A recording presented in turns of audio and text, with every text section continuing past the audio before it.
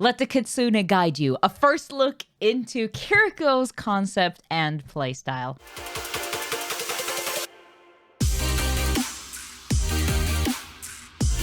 Hello everybody, my name is QueenE. Welcome back to another video. The Overwatch devs have just released a new blog detailing the concept and playstyle of Kiriko. I can't wait to read it. Let's get into it. I'm so curious what they're about to tell us. Let the Kitsune guide you. A first look at Kiriko's concept and playstyle. She's been on all our minds since we teased her in the June reveal event, and now she's here. Kiriko Kamori is staged to join the support roster as Overwatch's 35th hero, and we're excited to share some more about her personality, toolkit, and gameplay. Yes, Blizzard, bring it on! Drawing on her Miko and Kunoichi training, Kiriko supports her team through gentle healing, deadly precision, and fluid mobility. The early idea for her kit was to create a dual damage / support hero with strong mobility and a high skill ceiling. Kiriko can be rewarding for high skill players while also being a great healing option for beginning players. She was created by narrative and hero design mostly in tandem, since Kiriko's concept art was originally drafted for a PvE enemy from the ninja ecology. Her concept art inspired the direction of both her gameplay and narrative, and we're happy that her big personality shines through her playstyle. To hear more about the process of bringing Kiriko from concept to launch, we talked to 3 designers who worked on her: hero designer Josh No, and narrative designers Justin Groot and Kyung-So Min.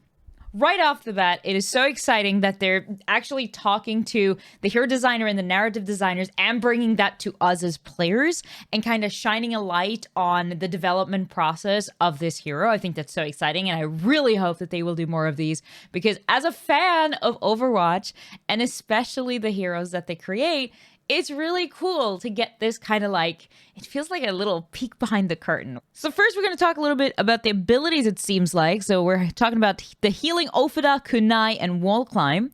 So Kiriko's primary fire, healing Ofida, are talismans that heal her teammates. She fires up to 10 healing projectiles depending on how long the primary fire key is held. Healing Ofida is a single target heal with blue talismans that home in on allies and turn yellow when they heal.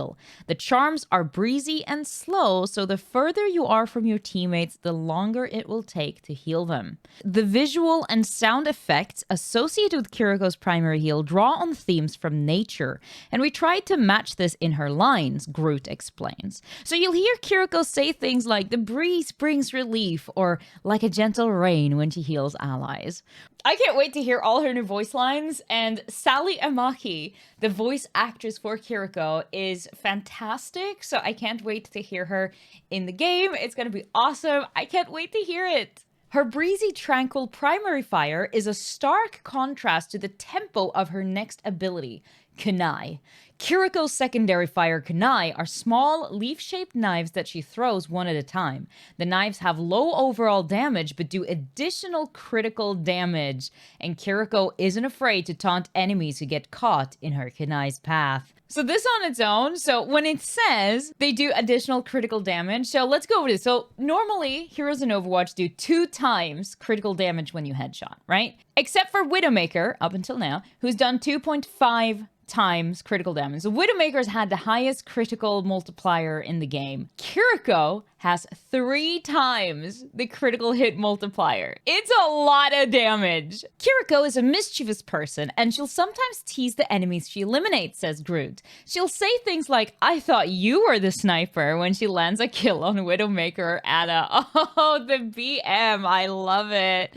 Kiriko's passive ability, Wall Climb, allows her to scale up walls. We decided on Wall Climb because Kiriko went through the same training as Hanzo and Genji, so it makes sense they would share some of the same background, No explains. And like each of the Shimadas, Kiriko also has special mobility skill that's specific to her. And that leads us to Swift Step. Swift Step allows Kiriko to teleport directly to an ally within a certain distance, even through walls. Now, this is massive. When you activate the ability, you need to have a target before you can confirm the movement. Confirming an ally will let you go directly to them. You can teleport through walls, y'all. Through walls. I can't wait to try this. This sounds so fun. Seeing your teammates die behind walls can be frustrating. Ah, he plays support. You see your team's health bar ticking down through walls, but you can't quite get a line of sight on them. With this ability, not even walls will prevent Kiriko from covering a generous amount of space to help her teammates. She loves to kid around with her teammates, so you can expect to see some witty interactions with her teleport. Although she's a fierce hero, Kiriko loves to play, Min says. She'll give Cassidy a howdy when she jumps to him, and she tells Mercy, I'll be your angel when Kiriko jumps to her. Swift stepping at the right time, though, is key to utilizing the ability effectively. You want to be careful about traveling to injured teammates because something's probably going on over there if their health bar is in the red, says No. Once you teleport into the line of fire, you won't be able to swift step back out until the ability is ready again. This might sound dangerous, but like every good fox, Kiriko is full of tricks. When fights take a turn for the worse, she has another ability up her sleeve. Yeah, I was about to say, like, you probably don't want to just jump into the fight as soon as people are starting to get really low, especially if they get very low very fast, because you will probably just end up stuck and then die as well. And you can't help anybody when you're dead yourself. So, you know, rule number 1 for healers, always stay alive. There you go, I give you that one for free. Protection Zuzu. Protection Zuzu is a small bell-shaped projectile that makes allies briefly invulnerable and cleanses negative status effects when it impacts the ground or an ally directly. The ability affects all allies within a small area of effect, AoE, including Kiriko if she throws it at her feet. We wanted to make Protection Zuzu an active ability that Kiriko could use to defend and engage with her team, says No. We want to enable players to use this ability actively instead of holding onto it as a response to other abilities.